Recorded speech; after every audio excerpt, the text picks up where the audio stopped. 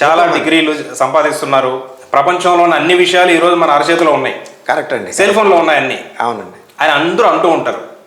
కానీ ఆ సెల్ ఫోన్ని, ఆ ఉన్న విషయాల్ని ఎంతవరకు ఉపయోగించుకుంటున్నారు? మీరు చెప్తున్నటువంటి చట్టాలన్నీ అసలు సులభంగా ఎలా తెలుసుకోవచ్చు ప్రజలు? ఈజీగా తెలుసుకోవచ్చు అండి. ఇప్పుడు మీది ల్యాండ్ సంబంధించి ఒక చిన్న ప్రాబ్లం జరిగింది అనుకోండి, మీరు గూగుల్ సెర్చ్లోకి వెళ్ళి గూగుల్ అమ్మ ఇదేమిటి అని చెప్పి కొట్టినారంటే ఆ ఒక వాక్యం కొడితే దానికి 10 వాక్యాల ఆన్సర్ వస్తుంది, 10 ఆల్టర్నేటివ్ ఆన్సర్స్ వస్తాయి.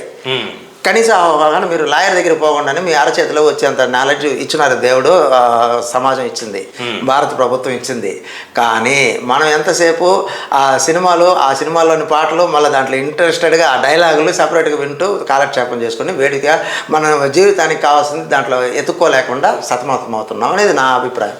ఓకే, అంటే జనాలకి అక్షరాస్యత ఉన్నా వృధాగా దాన్ని ఉపయోగించుకుంటున్నాం. అవును, అందులో ఇంకా మీరు అన్నట్లు అక్షరాస్యత పెరిగినందువల్ల, గ్రాడ్యుయేట్ స్థాయి ఎడ్యుకేషన్ బాగా పెరిగిన దానివల్ల ఇంకా ఎక్కువ మంది చదువులేని వాళ్ళకి వీళ్ళు గైడెన్స్గా ఉండి వీళ్ళు మార్గదర్శకంగా ఉండాల్సిన వాళ్ళు వీళ్ళకే ఇంకా వీళ్ళ సమస్యలను సాల్వ్ చేసుకునే స్వయం కృషితోటి స్వయం తెలివితేటలను పెంచుకోకుండా వీళ్ళు ఇంకా వెనకబడుతున్నారు.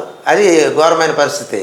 మరి వీళ్ళకి అవగాహన, అసలు ఈ చట్టాల మీద అసలు అవగాహన వీళ్ళకి ఎలా? మళ్ళీ ఇంకొకటి కూడా సార్, చట్టాలపైన అవగాహన తెచ్చుకునేదానికి పార్లమెంట్లో చట్టం పాస్ చేస్తున్నారు. ఒక కొత్త బిల్లుని తీసుకొచ్చి పాస్ చేసిన తర్వాత చట్టం అవుతుంది. ఆ చట్టాన్ని అందరికీ తెలియజేసేదానికి సపరేట్గా ఫండ్స్ కూడా ఇస్తున్నారు. దాన్ని ఎన్జిఓస్ కానీ వాలంటరీ ఆర్గనైజేషన్స్ ద్వారా ప్రచారంలో పెట్టమని, ప్లస్ ఆ చట్టాన్ని అమలు చేసే అధికారికి ఆ సంవత్సరానికి ఎంత ఫండ్స్ కూడా పెట్టి దాన్ని ప్రచారంలోకి తెమ్మన్నారు. ఇప్పుడు ఎగ్జాంపుల్గా ఒకటి చెప్తున్నాను చూడండి, యాంటీ కరప్షన్ బ్యూరో అనేది ఒక డిపార్ట్మెంట్ ఉంది.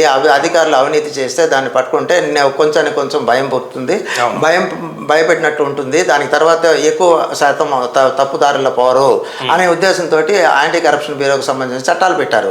దానికి సంబంధించి అమెండ్మెంట్లు చేస్తున్నారు, కొత్త చట్టాలు చేస్తున్నారు. ఆ సందర్భంలో అంతా దాన్ని డిసెమినేట్ చేయమని చెప్తున్నారు. అది రెండోది, ముందు అయితే ఎన్జిఓస్ వాళ్ళే చేసేవాళ్ళు, ఈ ప్రెస్ ఇచ్చేవాళ్ళు, న్యూస్ పేపర్లో దీనిని వాళ్ళు వార్తలుగా ప్రజలకు తీసుకువెళ్ళేవాళ్ళు, వాళ్ళు అనుసంధానం చేస్తూ ఉన్నారు. ఇంతకుముందు మన అదృష్టవశాత్తు మనకి ఎలక్ట్రానిక్ మీడియా వచ్చింది, టీవీలు అన్నీ వచ్చినాయి. ఇప్పుడు ఇంకా ఈజీగా ఉంది, గవర్నమెంట్ దాన్ని బయట పెట్టాలా. ఇప్పుడు దొంగలు ఏలుబడిలో ఉన్న రాజ్యం కాబట్టి, అవినీతి పరులు ఏలుబడిలో ఉంటున్నందువల్ల అధికారపూర్వకంగా పాస్ చేసిన జీవోలని దాచిపెట్టింది ఆంధ్రప్రదేశ్ గవర్నమెంట్.